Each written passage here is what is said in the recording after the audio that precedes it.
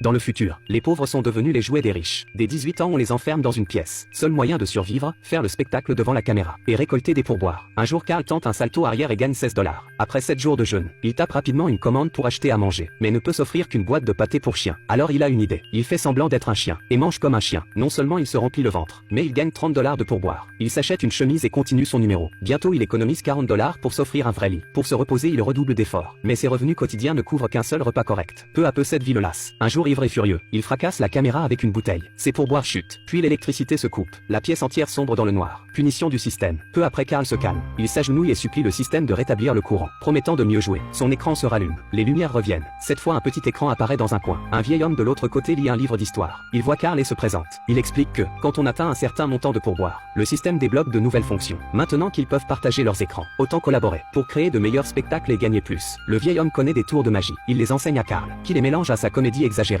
Bientôt, le numéro de Carl devient populaire. Puis un nouvel écran apparaît en haut. Une femme se douche de l'autre côté. Elle est furieuse, accusant Carl de s'être connecté à sa caméra, sans permission. Carl explique que ce n'est pas son fait. Elle a dû atteindre le seuil requis. Alors le système a relié leur chambre. Avec ce nouveau membre, Carl propose de faire plus de spectacles et de gagner encore plus. Mais Amy refuse. Elle demande pourquoi. Tout le monde ne pense qu'à gagner dans cette pièce. Personne n'a jamais songé à sortir. Carl avoue avoir tenté de se rebeller, mais la punition fut terrible. Il pense qu'il vaut mieux profiter du peu qu'ils ont, plutôt que de se battre et souffrir. Mais Amy tient bon. Tard dans la nuit, le vieil homme tombe soudain malade. Il s'effondre devant l'écran. Bientôt le feu éclate dans sa chambre. Sa connexion s'éteint à jamais. Le système supprime ceux qui ne servent plus. Carl comprend enfin qu'il doit fuir cet endroit. Puis un autre écran apparaît. Cette fois, c'est une femme qui fait du yoga. Tard la nuit, pendant qu'Amy dort, Tina se met à chuchoter à Carl, l'incitant à rester dans la pièce, à oublier le monde extérieur. Carl hésite. Cette nuit-là, il s'infiltre dans l'ancien flux du vieil homme. Un nouveau type a déjà emménagé. Voyant son air perdu, Carl sait qu'il faut briser ce cycle. Il lance une campagne. Demande à tous les spectateurs de donner juste $1 pour pouvoir compter combien de prisonniers existent. À sa grande surprise, son solde bondit à 1 milliard. Tant de gens sont piégés comme eux. Tina panique, accusant Carl de voler les biens de tous, exigeant qu'il arrête ses soupçons. Tina est un agent du système. Plus elle résiste, plus ils doivent être près de la vérité. Soudain, la porte derrière Carl s'ouvre. Il comprend qu'atteindre 1 milliard est la clé de l'évasion. Mais ironiquement, il ne part pas. Car dehors, il ne serait qu'un pauvre type de plus. Mais ici, il est milliardaire dans un monde numérique.